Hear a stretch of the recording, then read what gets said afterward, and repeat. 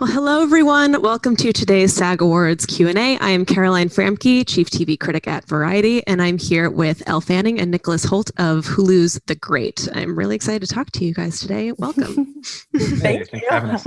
Thank you. If you can think all the way back to when you first signed on to the project, what made you need to be a part of this one? Elle, if you could go first, since you're on it not just as an actor, but as a producer. All right. Yes, I mean, it was thinking back. I'm like definitely thinking back. It was a while ago, but then it's still so fresh. We're like filming season 2 right now, which is crazy. But yeah, and it was kind of from the ground up because I read, actually, it was a movie first. It was a play a long time ago. Then Tony adapted into a feature. And then from that, I kind of came on as a producer and we started pitching, to all the in those rooms, and Hulu decided that they wanted to make it with us, but and then it turned into a pilot and 10 episodes, and yeah, and also like I knew that Nick was going to be Peter. That was like a thing, and we'd met before. We'd done a movie together before a long time. I was 14, but we were married in that very bad marriage. Like he was like a horrible husband in that as well. So history of bad marriages. And Nicholas, you had the context of The Favorite. So the tone of this can't have been a huge surprise to you, but the character is very different. Yeah, no, I was fortunate that I'd come across Tony's writing before with The Favorite and loved playing that character and found his dialogue just so original and different and fun to play as an actor that when he mentioned, I can't remember exactly the time frame, but he mentioned that he had another script, as Elle said, in kind of film format at this point. And I read it and loved it. And the Peter role, I mean, it was just bizarre and offbeat and crazy, but seemed like a really fun character to play because he turns on a dime very quickly and is kind of a stream of consciousness, and terrible in many ways, but also actually in some ways like a friendly child.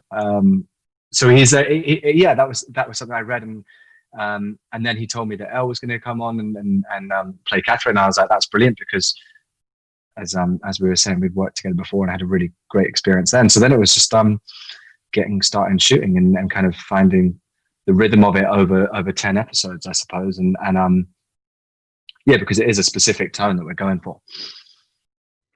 So for the two of you, as you mentioned, you have worked together before briefly a while ago, but this is such a specific dynamic and such a specific tone. So what kind of work did you do together to make that work, especially since so many of the pivotal scenes are just you two? What did we do? I think it's funny, like, I think that Nick and I work in a very similar way. Like, we say this often. I think we've tried to, we say that, but we've tried to crack it. We're like, what is it about? Like, what is it about that? I don't know if it's, I think partly, yes, we both were child actors, like whatever that term is, but we acted young. So we're very comfortable on sets. And like, I think we both really thrive off the adrenaline of sets and scenes and pushing ourselves. And we're kind of daredevils in that way, I think. And you are in real life, but like in a scene, we like kind of pushing those boundaries. So, and I think that very much like Catherine and Peter, when we have those scenes together going back and forth, that's when it gets to come alive and we can really play and go there and keep each other in check too. I think it was great that I had Nick because he was, especially in the pilot earlier on, he's very used to the rhythm of Tony's words and keeping up the pace. And so his rhythm kept my rhythm up and we could feed off each other in that way. And we're just super comfortable with each other. Like, I think a big part of comedy too, which is I haven't done much of, was like just embarrassing yourself. And it's like, I think we feel okay now to just embarrass ourselves in front of each other. Yeah. Right. I think it is that thing that I think we both learned acting in very similar ways. Yeah. From doing it as kids, from watching people and taking it on board. And then also it's like, we're both quite instinctual and also just want to do in many ways. Like we can talk about it for a second and like try and figure out if there's a problem, but otherwise Tony's scenes are always like well crafted and very clear what you're aiming for.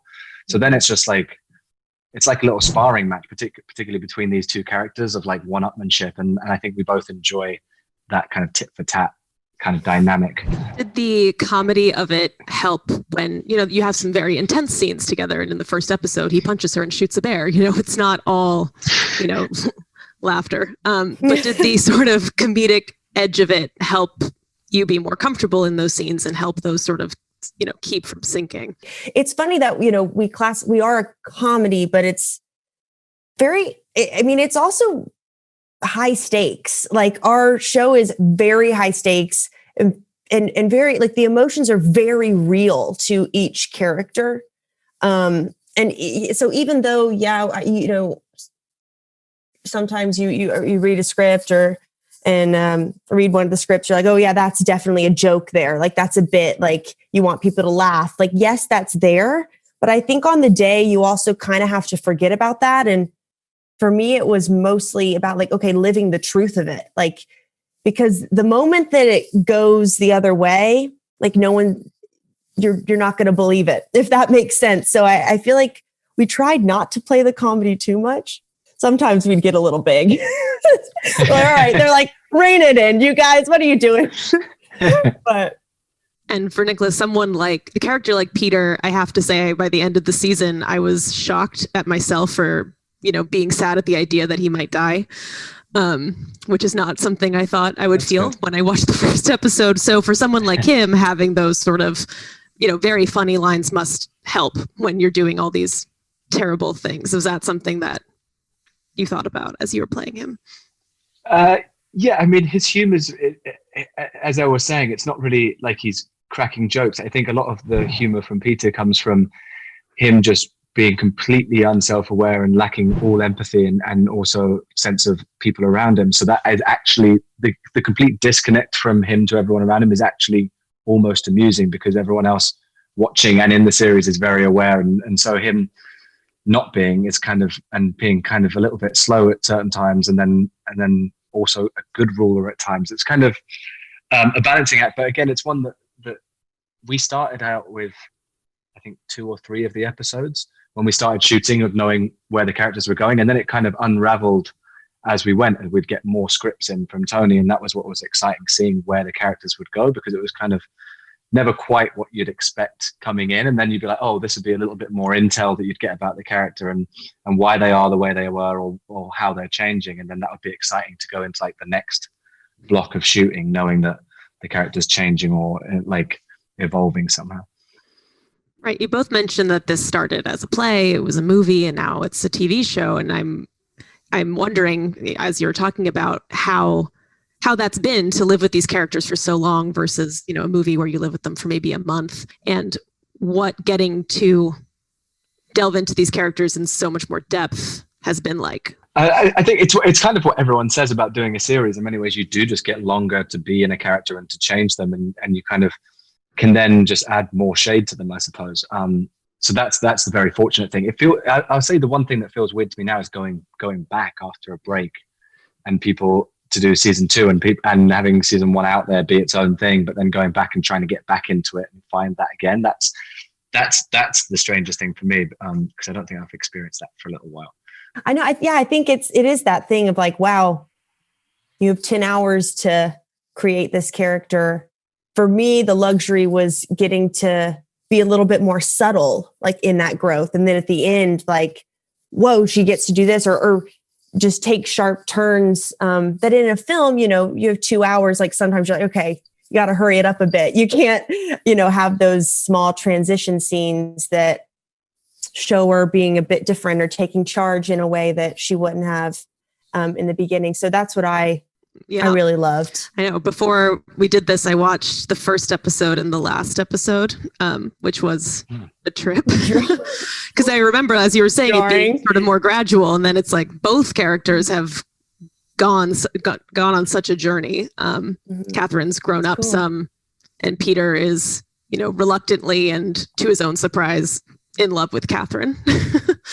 So you're on your You're on your own journeys. I know better than to ask spoilers for season 2, but I will try something at the end. We don't even know. We only have like a couple scripts. That's the thing, is that Tony writes as he goes along. So sometime, I mean, I think, what was it? Like the last table read we had for episode 10, that was like the first time anyone had read it. We didn't know what was going to happen. Oh, wow. I think he has lots of ideas, and I was like, Nick, you're definitely gonna die. Like, I was like, I have to kill you. I was like, for sure, that's what's gonna happen. I was like, no. Tony, I think he has lots of different ideas, and then he kind of watches and sees what he's enjoying watching, and how to change things, and then he like adapts as he goes for that. So he doesn't want to give scripts too early, and then have people like be like, oh, but what about what I was going to do then, and this, and he doesn't want them to change too much from the original thing. So he gives them quite late. I know you've talked before about how on this production you had an intimacy coordinator, maybe for, this was a rare occurrence for your careers. What was that experience like? How did it help you navigate those? Because they all have very different tones and purposes. I watched a YouTube video of 20 minutes of different animals mating, which at the time I was like, I don't know how I feel about this. And then not on your own, you were given the video. I was given the video by our intimacy coordinators. Yeah, I didn't just go seeking that myself. If anyone wants the link, I'll get it to them. But yeah, true.